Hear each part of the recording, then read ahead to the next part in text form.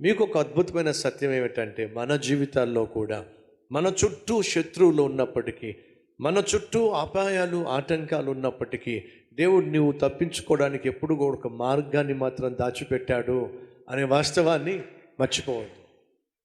ఉద్యోగం రాదు, నా వల్ల కాదు అని నువ్వు అనుకున్నప్పటికీ ఉద్యోగం వచ్చే మార్గం ఒకటి దేవుడు నీ కోసం దాచిపెట్టాడు. ఆరోగ్యం కుదుట పడదు, ఆరోగ్యం బాగుపడదు, అన్ని మందులు వాడేశాను, ఇక లాభం లేదు, నా పని అయిపోయిందని నువ్వు అనుకుంటున్నప్పటికీ ఆరోగ్యాన్ని పొందుకునే ఒక మార్గాన్ని దేవుడు నీ కోసం దాచిపెట్టాడు.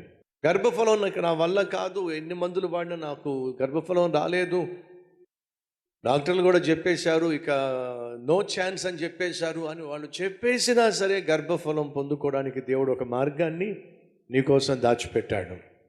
ఈరోజు నీ సమస్య ఏదైనప్పటికీ, అది ఎంత తీవ్రమైనదైనప్పటికీ, నీకు అనిపిస్తుంది నా పని అయిపోయింది, ఇక నా జీవితంలో నేను తప్పించుకోలేను, నా జీవితంలో దీనిలో నుండి బయటపడలేను, ఈ అప్పుల్లో నుండి బయటపడలేను, ఈ అవమానం నుండి బయటపడలేను, ఈ కష్టాల నుండి బయటపడలేను, ఎందుకంటే నా చుట్టూ కష్టాలు మూగిపోయి ఉన్నాయి, అప్పులోళ్ళు మూగిపోయి ఉన్నాయి, అవమానం మూగిపోయి ఉంది, ఇక నేను బయటపడే ఛాన్స్ లేదు నువ్వు అనుకుంటున్నావు. కానీ అలాగే నీ జీవితంలో, నా జీవితంలో కూడా ఎవరో ఏదో చేయాలనుకున్నప్పటికీ యేసుక్రీస్తు నువ్వు తప్పించుకోవడానికి ఒక మార్గాన్ని ఆయన ఏర్పాటు చేశాడు.